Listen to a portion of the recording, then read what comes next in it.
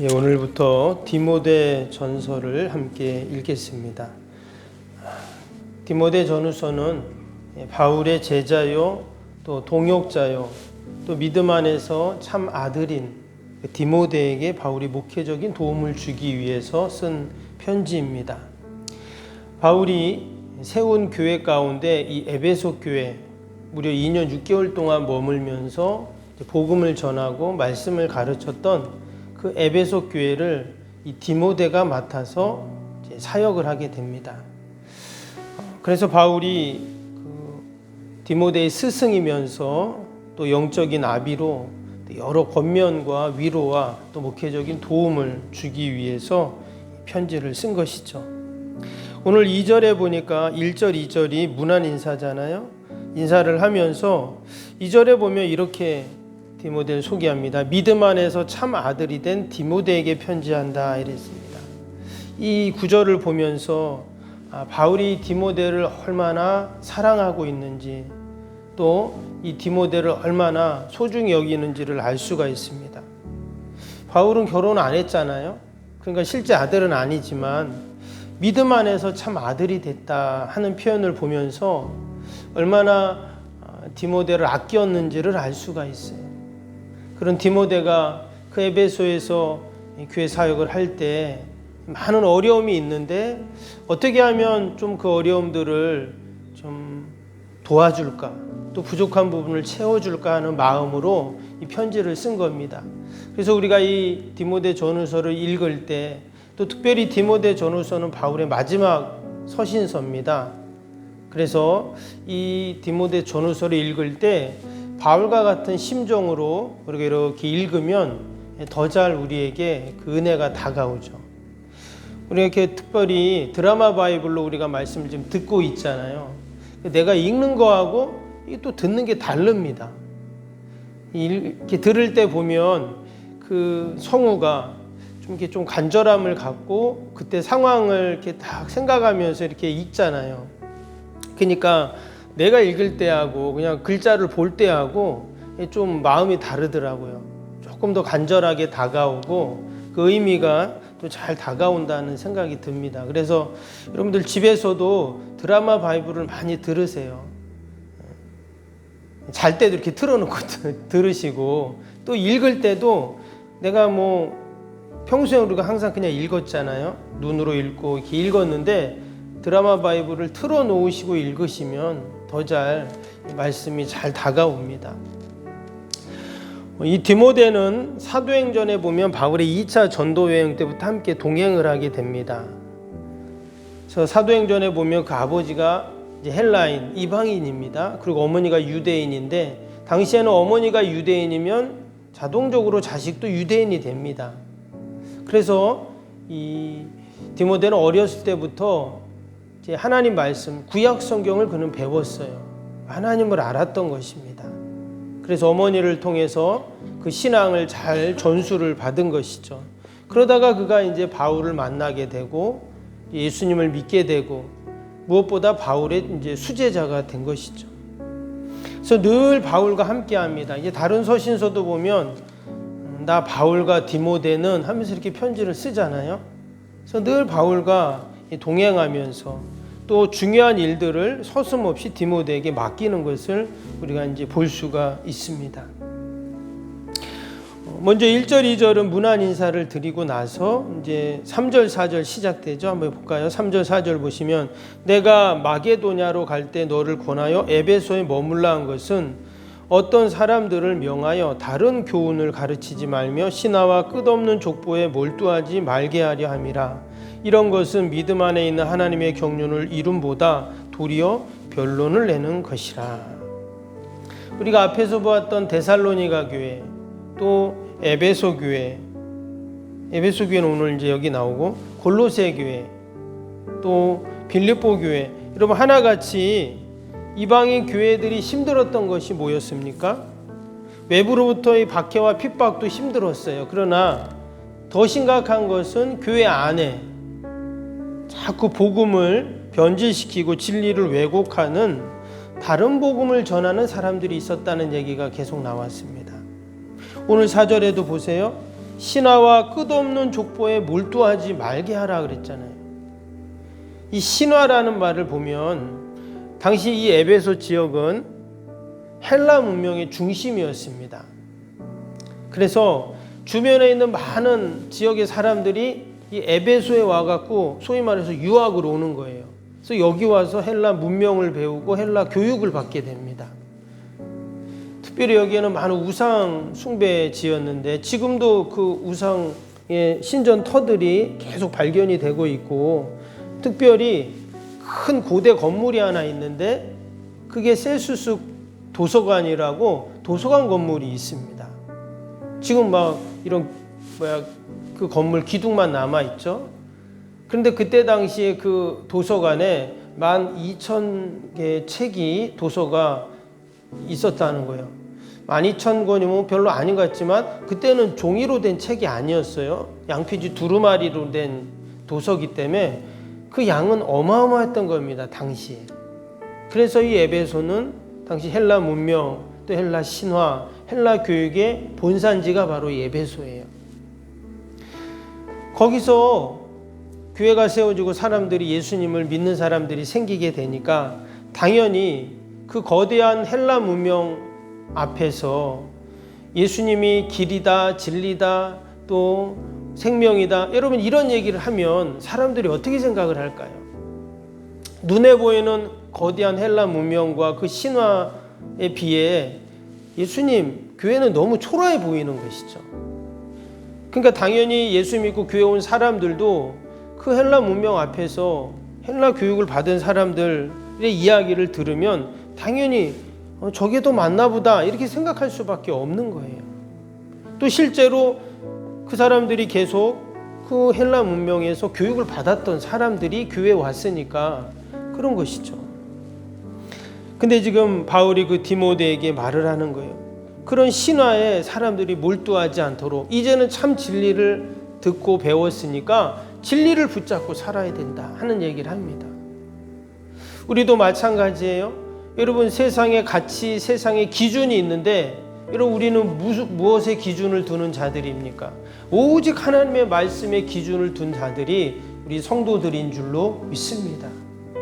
자꾸 세상의 기준 또 세상의 가치를 교회로 자꾸 가지고 오면 이게 계속 갈등이 생기는 거예요. 개인적인 신앙의 갈등도 있지만 교회 안에도 갈등이 생길 수밖에 없어요. 여러분 교회는 늘 우리 주님이 주인이시고 여러분 말씀이 기준이 되고 우리가 늘 하나님의 방법으로 영적인 방법으로 우리는 살아야 할 줄로 믿습니다. 또 신화와 함께 또 뭐라고 했습니까? 여기 보니까 끝없는 족보에 몰두하지 말게 하라 또 그랬어요. 끝없는 족보라는 말은 유대 전통을 말하는 것입니다. 특별히 당시 이방인 교회 가운데 힘들었던 것이 뭐였냐면 유대 율법주의자들이었어요. 그러니까 이 사람들은 원래 어떤 사람들입니까? 이 사람들은 유대인이에요. 유대인이면 이스라엘에 살아야 되는데 그들이 이스라엘에 살지 않고 이제 흩어지죠. 그래서 이제 디아스포라 유대인이라고 하는데 그들이 예수님을 믿고 이제 기독교인이 된 것입니다. 근데 이 사람들은 원래 성경을 알죠. 하나님을 알고 율법을 압니다. 디모데도 바울도 다 마찬가지예요. 그런데 그들이 오랫동안 율법을 지켜왔고 구약 성경을 알고 있고 이제 그런 자들이 예수님을 믿게 되었던 거예요. 그러니까 어떤 생각을 했냐? 내가 예수님을 믿어도 율법을 지켜야 된다. 또 할례를 행해야 된다. 또 오랫동안 내려왔던 그 신앙의 전통들을 우리가 무시하면 안 된다. 이런 얘기를 자꾸 교회에서 하는 겁니다. 근데 그 말이 맞잖아요. 신앙도 그렇고 율법도 그렇고 전통도 그렇고 어느 날 갑자기 생긴 게 아니라 당연히 오랫동안 신앙생활 잘 하려고 만들어 놓은 거거든요. 예수님도 마찬가지입니다. 예수님도 하늘에서 뚝 떨어지신 분이 아니죠. 구약에 수도 없이 이 메시아에 대한 예언을 했습니다. 그러니까 그 구약의 말씀이 그 틀린 말씀이 아니에요. 구약의 율법이 틀린 게 아니라는 거예요. 그래서 오늘 말씀에도 보면 뭐라고 했습니까? 8절에 8절에 바울이 그랬어요. 그러나 율법인 사람이 그것을 적법하게만 쓰면 선한 것임을 우리는 아노라 그랬어요. 율법이 절대 나쁜 게 아니라는 거예요. 그 율법을 적법하게 쓰면 그게 다 선한 것이다. 왜? 율법은 하나님이 주신 거잖아요. 그러니까 율법이 귀하고 좋은 게 맞죠. 근데 그것을 적법하게만 쓰면 이라니까 적법하게 안 썼다는 거예요. 율법의 기능이 있는데 율법의 기능대로 안 쓰고 마치 그 율법이 때로는 하나님이 돼버리고 심지어 예수님의 자리까지 그 율법이 가버린 거예요.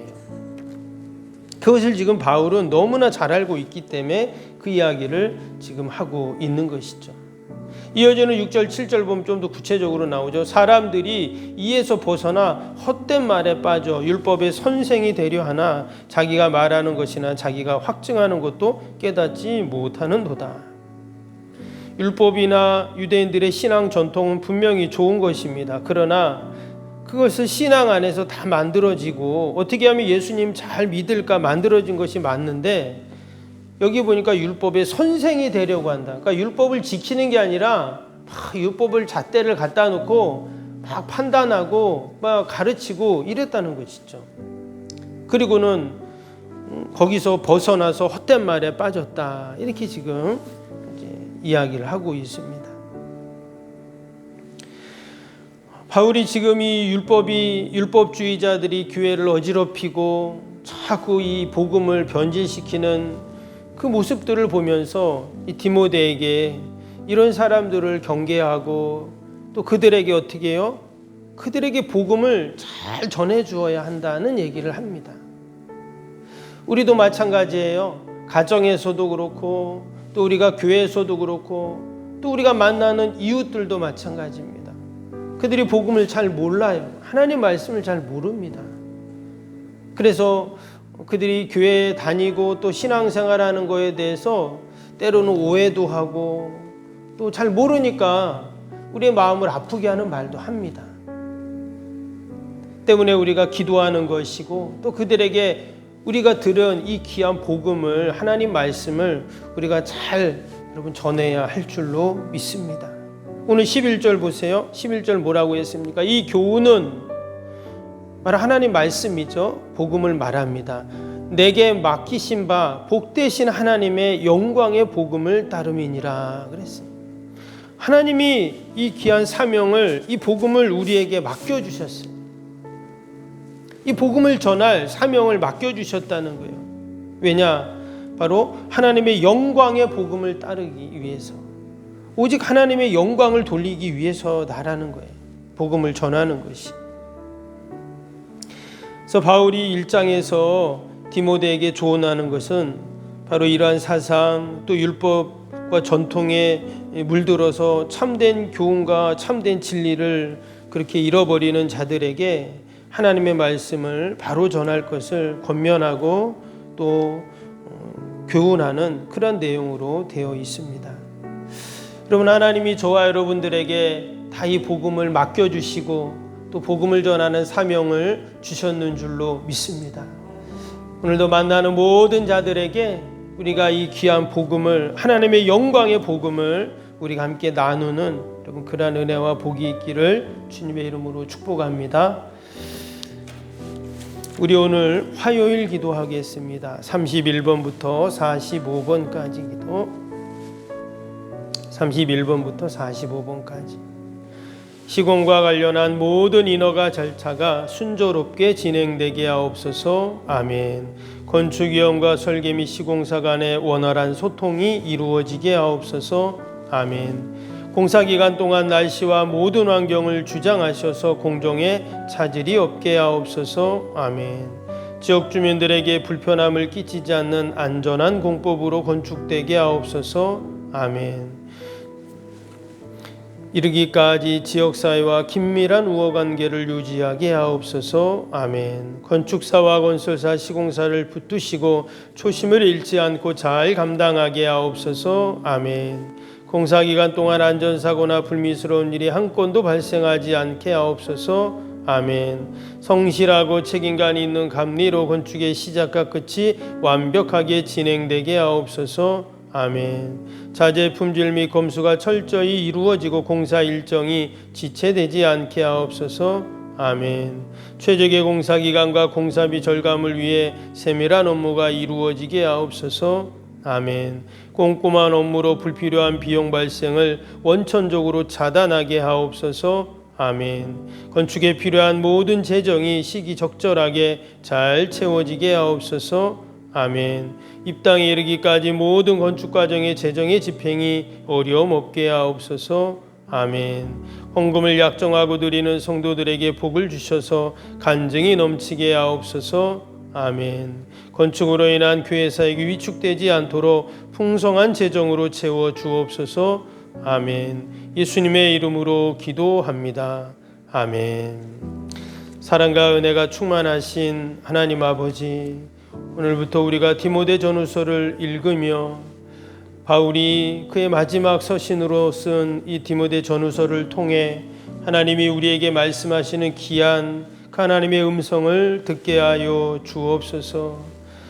바울이 아버지 하나님의 영광의 복음을 전하면서 귀한 사명을 감당했던 모습을 봅니다. 하나님, 오늘도 우리의 가정과 일터와 내가 처한 곳에서 늘 복음을 전하며 하나님의 영광을 돌리게 하여 주옵소서. 하나님, 초대교회 때뿐만 아니라 지금도 아버지 교회 안에 세상의 가치와 또 세상의 기준이 들어옵니다. 그러나 우리가 말씀으로 굳건하게 서 있게 하여 주시고 늘 주님의 교회를 든든히 세워가게 하여 주옵소서. 아버지, 귀한 새벽에도 또 우리가 나라 민족과 교회와 이웃과 살아가는 자녀들 하나님 다 올려드리오니 하나님 보살펴 주시고 하늘의 은혜와 복으로 충만케 하여 주시옵소서. 기도하는 모든 제목들마다 하나님 다 응답하여 주옵소서. 특별히 연로하신 어르신들 또 우리 환우들 연약한 육신 하나님 꼭 붙잡아 주시고 날마다 회복되고 치료되는 은혜가 있게 하여 주옵소서. 오늘도 요양 계신 어르신들 생활 잘하게 하시고 요양원이 잘 운영되게 하시고 오직 하나님의 영광만을 드러내게 하여 주옵소서. 기도에는 이런 종류가 날 수 없다 하셨사오니 기도하며 간구하는 모든 것들 하나님 다 응답하여 주옵소서. 감사하며 예수님의 이름으로 기도하옵나이다. 아멘. 하늘에 계신 우리 아버지, 아버지의 이름을 거룩하게 하시며 아버지의 나라가 오게 하시며 아버지의 뜻이 하늘에서와 같이 땅에서도 이루어지게 하소서. 오늘 우리에게 일용할 양식을 주시고 우리가 우리에게 잘못한 사람을 용서하여 준 것 같이 우리 죄를 용서하여 주시고 우리를 시험에 빠지지 않게 악에서 구하소서. 나라와 권능과 영광이 영원히 아버지의 것입니다. 아멘. 사랑과 은혜가 충만하신 하나님 아버지,